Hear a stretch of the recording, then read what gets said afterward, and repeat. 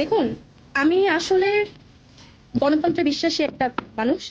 আমি গণতন্ত্রের বিশ্বাস এবং গণতন্ত্র প্র্যাকটিস করে যে দল, বাংলাদেশ জাতীয়তাবাদী দল, আমি এই জন্যই বিএনপির কাছে দিয়েছি। আমি আপনারা যদি আমাকে সোশ্যাল মিডিয়াতেও দেখেন, আমি তো নির্বাচনী ক্যাম্পেইনও করেছি আসলে বিএনপির পক্ষে।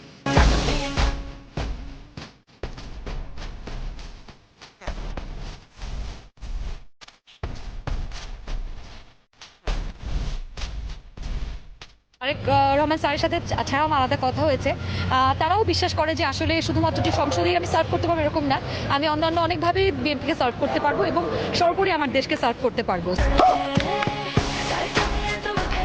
আমি নাকি ছোটবেলায় বলছি তারেক রহমানের আদর্শ নিয়ে ছোটবেলা থেকে আমি বড় হয়েছি, এবং আমি আমার নাম রুকাইয়া জাহান না লিখে রুকাইয়া রহমান লিখতাম। আমি রিসেন্টলি তারেক রহমান স্যার সে যেভাবে কাজ করছেন এবং যে প্ল্যান নিয়ে আগাচ্ছেন, সেই প্ল্যান আমার কাছে অনেক স্মার্ট মনে হচ্ছে।